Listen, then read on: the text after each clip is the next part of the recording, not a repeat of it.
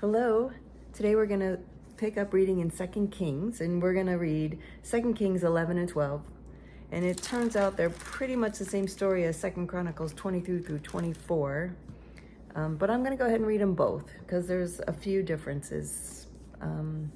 We might learn something new. So 2 Kings 11. Now when Athaliah, the mother of Ahaziah, saw that her son was dead, she arose and destroyed all the royal family. But Jehosheba, the daughter of King Joram, sister of Ahaziah, took Joash the son of Ahaziah and stole him away from among the king's sons who were being put to death. And she put him and his nurse in a bedroom. Thus they hid him from Athaliah, so that he was not put to death. And he remained with her 6 years, hidden in the house of the Lord, while Athaliah reigned over the land. Wow. But in the 7th year, Jehoiada sent and brought the captains of the Kerites and the guards and had them come to him in the house of the Lord. And he made a covenant with them and put them under oath in the house of the Lord.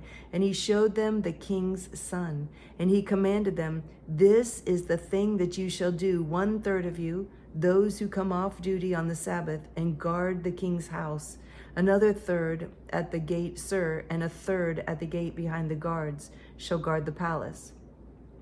And the 2 divisions of you which come on duty in force on the Sabbath and guard the house of the Lord on behalf of the king shall surround the king, each with his weapons in his hand. And whoever approaches the ranks is to be put to death. But with the king, when he goes out and when he comes in, be with the king, not but, be with the king when he goes out and when he comes in." I love that. I love that the people rise up and protect their own.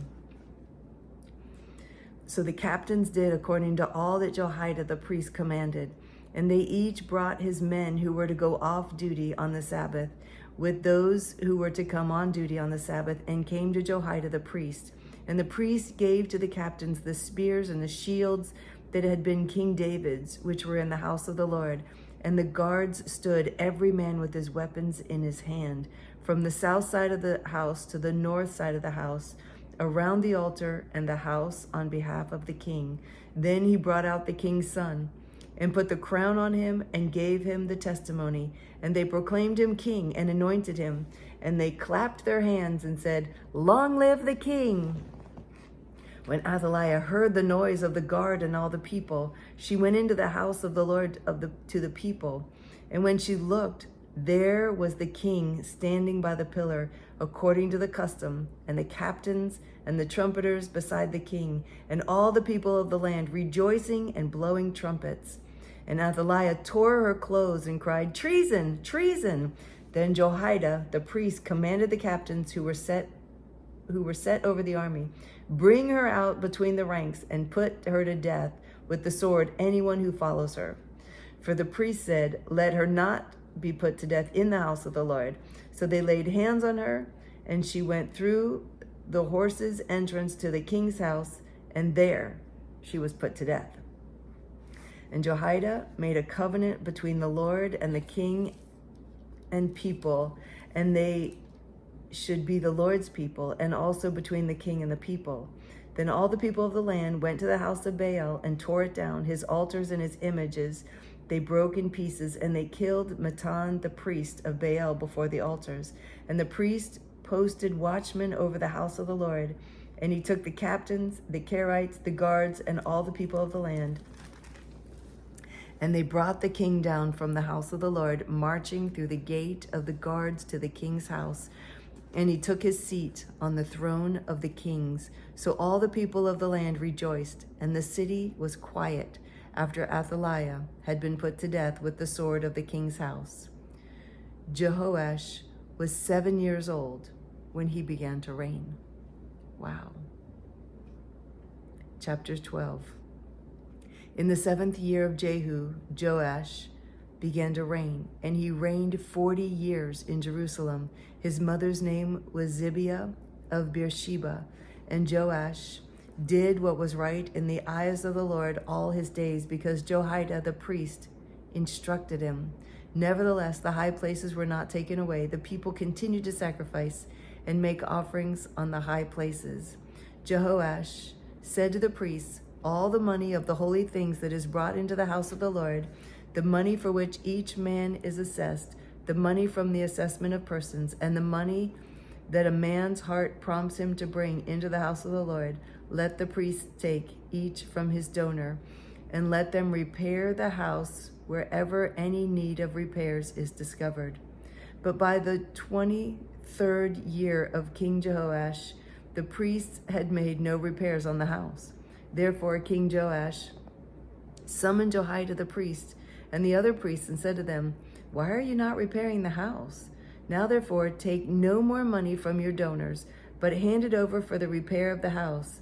So the priests agreed that they should take no more money from the people and that they should not repair the house.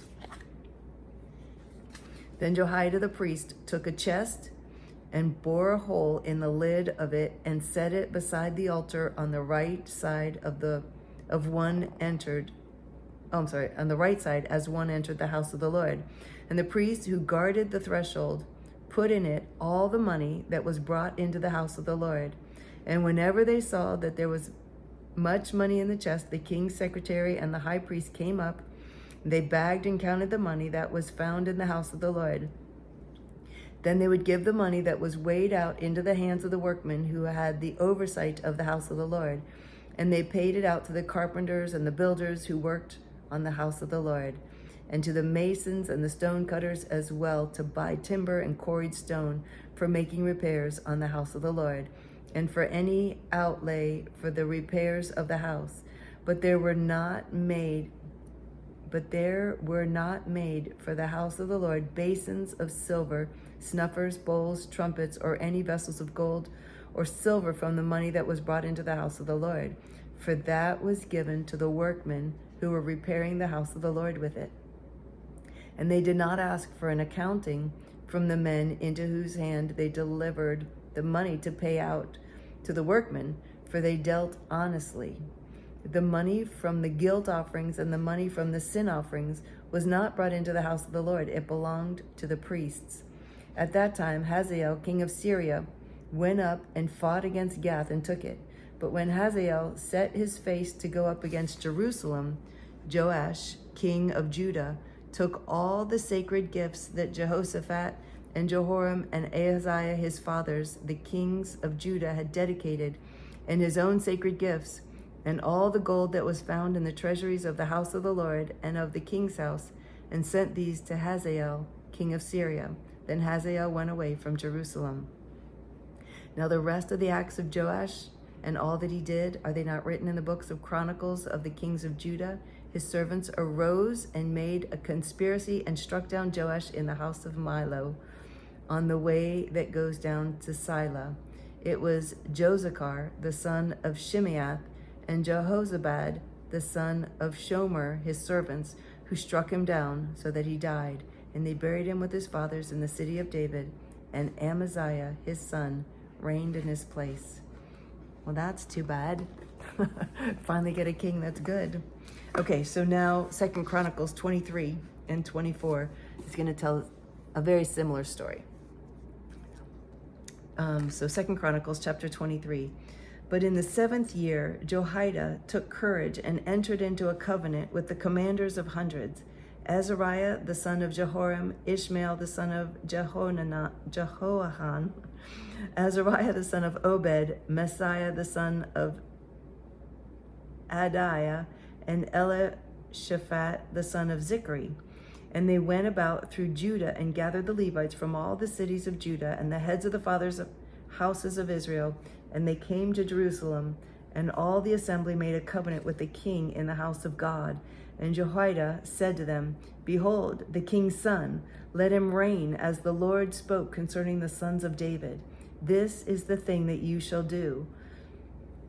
Of the priests and Levites who come off duty on the Sabbath, 1/3 shall be gatekeepers, 1/3 shall be at the king's house, and 1/3 at the gate of the foundation. And all the people shall be in the courts of the house of the Lord. Let no one enter the house of the Lord except the priests and ministering Levites. They may enter, for they are holy. But all the people shall keep the charge of the Lord. The Levites shall surround the king, each with his weapons in his hand, and whoever enters the house shall be put to death. Be with the king when he comes in and when he goes out. The Levites and all Judah did according to all that Jehoiada the priest commanded, and they each brought his men who were to go off duty on Sabbath, and those who were to come on duty on the Sabbath. For Jehoiada the priest did not dismiss the divisions. And Jehoiada the priest gave to the captains the spears and the large and small shields that had been King David's, which were in the house of God. And he set all the people as a guard for the king, every man with his weapon in his hand, from the south side of the house to the north side of the house, around the altar and the house. Then they brought out the king's son, put the crown on him, and gave him the testimony. And they proclaimed him king.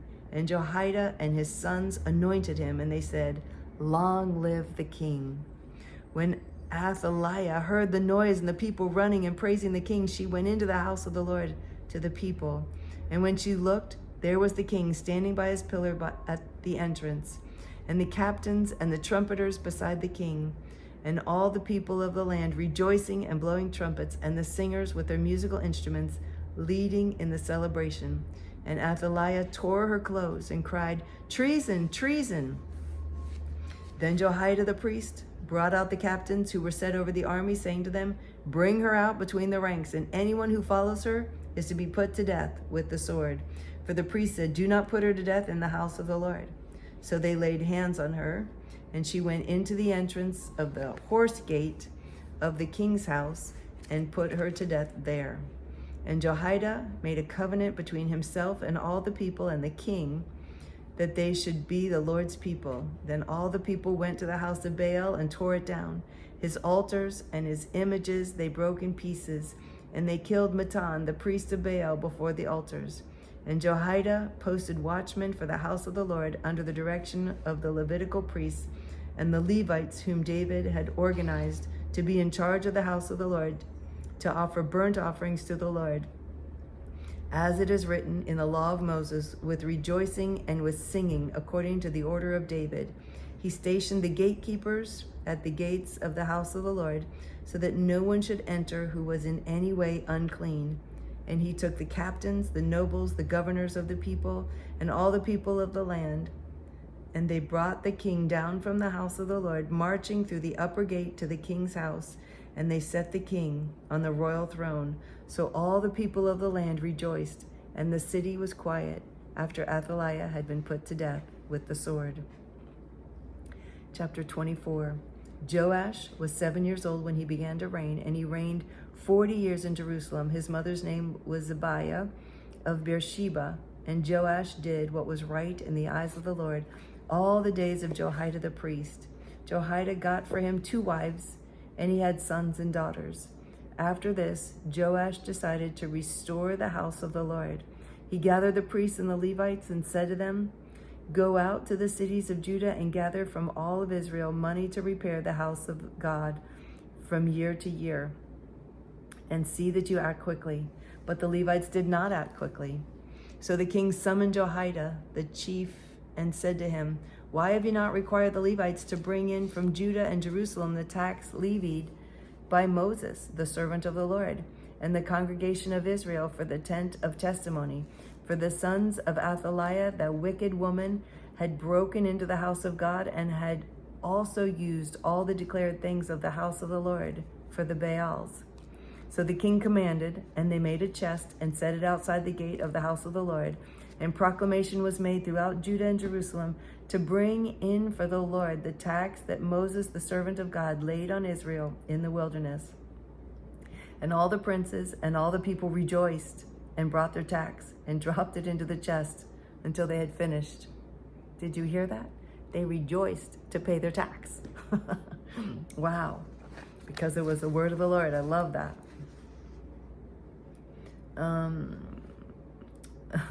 And whenever the chest was brought to the king's officers by the Levites, when they saw that there was much money in it, the king's secretary and the officer of the chief priest would come and empty the chest and take it and return it to its place.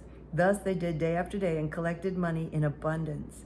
And the king and Jehoiada gave it to those who had charge of the work of the house of the Lord.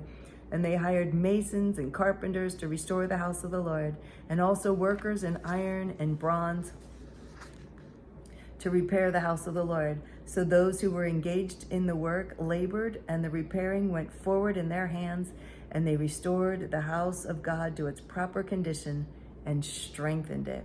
And when they had finished, they brought the rest of the money before the king and Jehoiada, and with it were made utensils for the house of the Lord, both for the service and for the burnt offering, and dishes for incense, and vessels of gold and silver.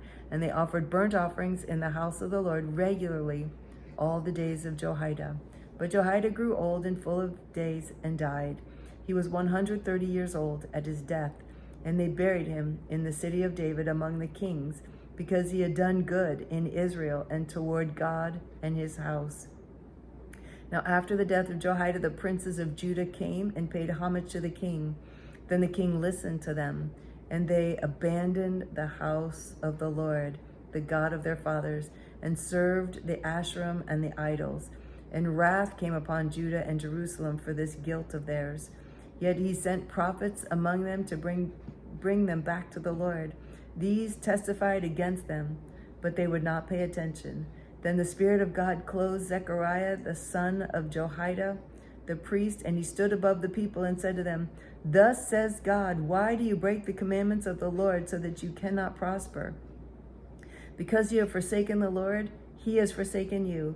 But they conspired against him, and by command of the king they stoned him with stones in the court of the house of the Lord.